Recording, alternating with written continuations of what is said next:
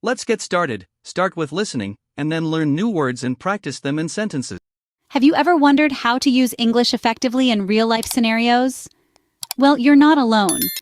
The key lies in mastering practical language skills, essential for non-native English speakers.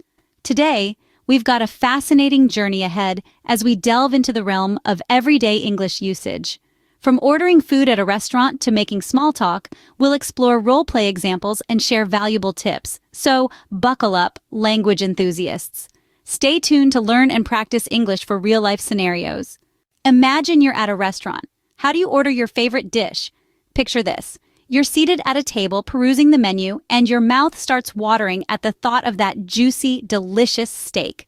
But how do you turn these thoughts into words? The first step is to grab the attention of your server. A polite "excuse me" or "could I get some help, please?" should suffice. Remember, it's important to catch their eye and speak clearly.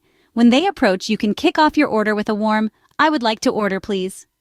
This phrase is a polite, straightforward way to express your readiness.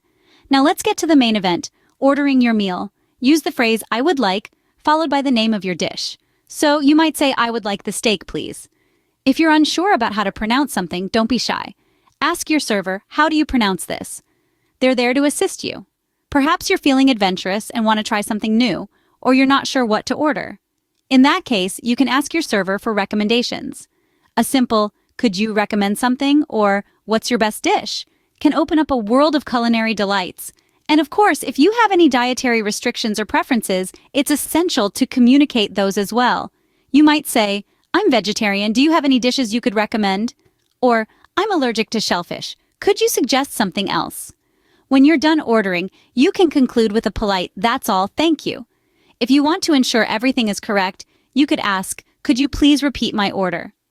Remember, it's okay to ask questions and seek clarifications. Whether you're asking about a dish's ingredients or checking if they could modify the dish to suit your preferences, your server is there to help you enjoy your meal. Remember, politeness is key when ordering food. It's not just about getting your order right, but also about creating a pleasant dining experience. After all, the language of food is a delightful one to master. Ever been lost and didn't know how to ask for directions in English? Fear not! Imagine this. You're in a bustling city. The skyline is awash with towering buildings, and the streets are teeming with life. You're trying to find your way to a famous landmark, but you're unsure of the route. How would you ask for directions in English? Well, it's quite simple. Start with a polite approach. You could say, "Excuse me, could you help me out?" Remember, it's always essential to be polite when asking for help. This initial question not only catches the person's attention, but also sets a friendly tone for the conversation. Next, you need to state your purpose. You could say, "I'm trying to find the Empire State Building." Here, you're being direct and clear about what you need. This makes it easier for the person to provide you with the information you're seeking. But what if you don't know the name of the place you're looking for? In such a case, you could use a phrase like, "Is there a coffee shop nearby?" This question is less specific, but it still provides the person with enough information to guide you. Now, what if the person doesn't know the answer? Well, don't fret. You can try asking someone else by using the same phrases. The key is to stay calm and patient. Remember, everyone isn't familiar with every location in their city. Also, as you're listening to the directions, it's important to show gratitude. A simple "thank you" or "I appreciate your help" can go a long way in making the other person feel appreciated. So, let's recap. When you're lost and need directions, start with a polite question like, "Excuse me, could you help me out?" Then, state your purpose by saying something like, "I'm trying to find," or ask, "Is there a nearby?" If the person doesn't know the answer, don't worry. Stay calm and try asking someone else. And finally, express gratitude for the help you receive. Now you won't have to worry about getting lost in an English-speaking country. Shopping can be a daunting task if you're not fluent in English, but it doesn't have to be. Imagine you're in a bustling department store. You're looking for a black leather jacket, but you can't seem to find the right one. What do? First off, don't be shy. Approach a store assistant with a warm smile and say, "Excuse me, could you help me find a black leather jacket?" This simple question not only communicates your need, but also sets a friendly tone for the conversation. Suppose the assistant directs you to a selection of jackets, but you can't find your size. It's time to use another useful phrase. Do you have this in medium? By specifying what you need, you make it easier for the assistant to help you. Now, let's say you found the perfect jacket but there's no price tag. Don't panic. Calmly ask the assistant, "How much does this cost?" This is an essential phrase that can be used in any shopping situation, whether you're at a clothing store, a grocery store, or a tech shop. Sometimes you might need to know where a particular item is located within a large store. In such cases, the phrase, "Where can I find?" comes in handy. For example, "Where can I find the fitting rooms?" Or "Where can I find the cash register?" Remember, practice makes perfect. The more you use these phrases, the more comfortable you'll become with them. And don't worry about making mistakes. Everyone does, and they're a part of the learning process. Also, it's important to stay polite and respectful during your shopping experience. A please and thank you can go a long way in establishing a pleasant interaction. With these phrases, shopping in English will be a breeze. Small talk is a big part of English culture. Let's learn how to do it right.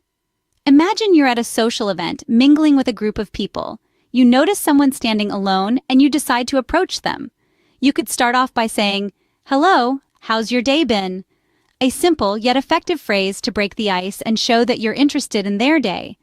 If they mention something intriguing about their day, you could respond with, "That sounds interesting. Could you tell me more about it?" This phrase not only keeps the conversation flowing, but also shows that you're genuinely interested in what they're saying. Now let's say you want to steer the conversation towards a specific topic. You could ask, "What do you think of the latest technology trends?" Or, "What's your opinion on the current political climate?" These questions allow you to engage in deeper conversations while practicing your English skills. Small talk is a great way to connect with people and practice your English. We've covered a lot today, haven't we? We've dived into the art of ordering food at a restaurant, navigating through unknown territories by asking for directions, mastering the retail world with shopping, and the finesse of making small talk. We've also shared some handy phrases like, "Could you recommend?" "Where can I find?" And "That sounds interesting," along with some role-play examples. Remember, practice makes perfect. Keep practicing these scenarios and you'll be using English effectively in no time. Let's learn new words and practice English at level B1. Scenario, a specific situation or example.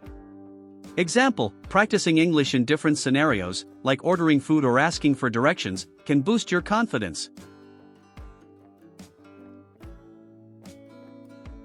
Polite, showing good manners or respect when speaking.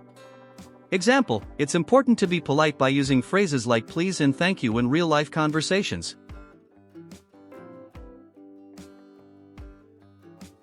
Formal, appropriate for serious or official situations. Example, in a business meeting, it's better to use a formal tone, like saying "I appreciate your time" instead of "thanks." Casual, relaxed and not formal, used with friends or in informal situations. Example, when chatting with friends, you can use casual phrases like "Hey, what's up?" Adapt, to change your language or behavior based on the situation. Example, to use English effectively, it's important to adapt your tone depending on whether the setting is formal or casual.